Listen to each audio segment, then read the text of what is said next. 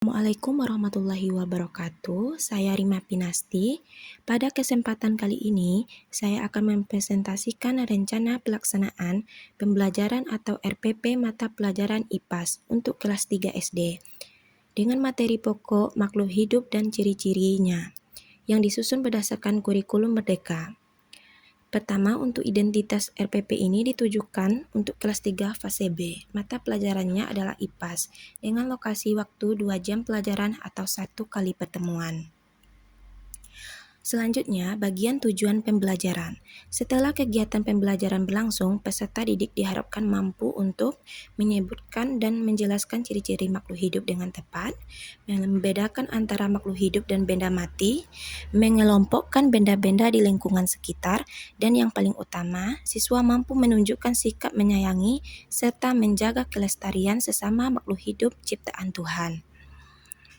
Kemudian untuk profil pelajar Pancasila yang ingin kita bangun pada materi ini, yaitu beriman dan bertakwa kepada Tuhan Yang Maha Esa, serta berakhlak mulia, bernalar kritis dalam membedakan sesuatu, mandiri dalam belajar, serta peduli lingkungan sekitar. Untuk menunjang kegiatan belajar mengajar, sarana dan prasarana yang dibutuhkan antara lain buku paket IPAS, media gambar, atau benda nyata seperti tanaman, batu, dan alat tulis.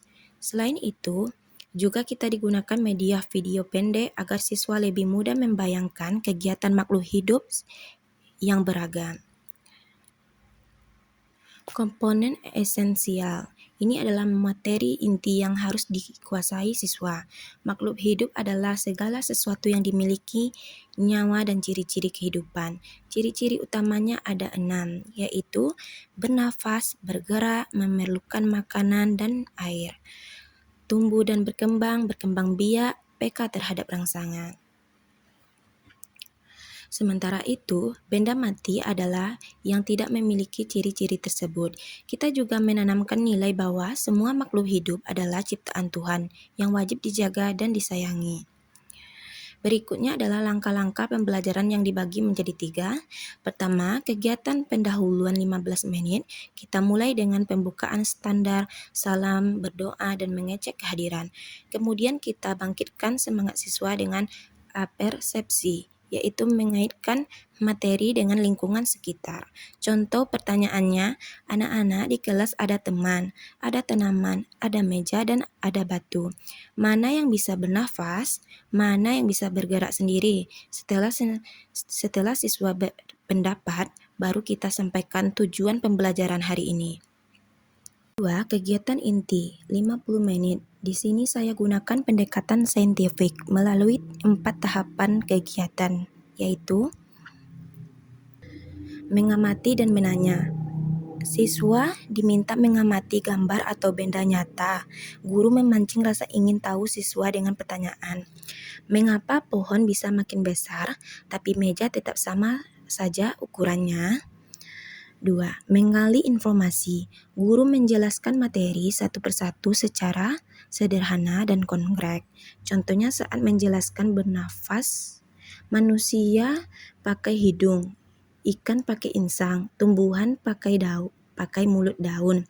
Begitu juga penjelasan ciri-ciri lainnya disesuaikan dengan pemahaman siswa SD. 3. Membandingkan dan mengelompokkan. Siswa dibagi dalam kelompok kecil, beranggota 3 sampai 4 orang. Setiap kelompok diberi tugas mengelompokkan gambar benda ke dalam 2 kolom, makhluk hidup dan benda mati. Ini melatih kerjasama dan kemampuan berpikir kritis siswa. Hasil diskusi dipresentasikan di depan kelas. 4.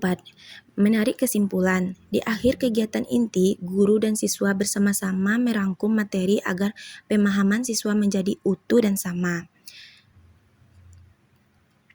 Kegiatan penutup 15 menit. Kita ulang kembali poin penting materi.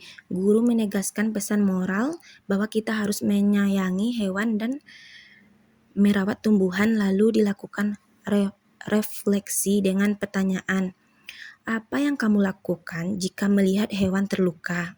Sebagai Sebagai tindakan lanjut, siswa diberi tugas mengamati 5 benda di rumah. Dan kita akhiri pembelajaran dengan berdoa dan salam.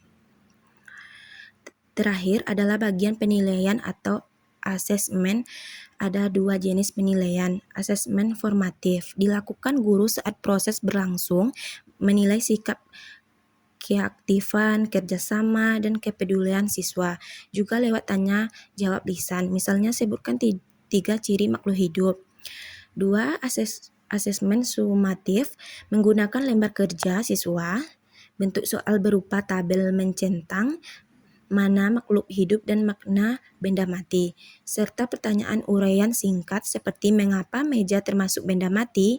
Ini untuk mengukur pemahaman siswa terhadap materi yang telah diajarkan. Demikianlah pemaparan RPP IPAS materi makhluk hidup dan ciri-ciri yang telah saya susun. Semoga RPP ini dapat diterapkan dengan baik dan mencapai tujuan pembelajaran yang diharapkan. Sekian dari saya, terima kasih atas perhatian. Wassalamualaikum warahmatullahi wabarakatuh.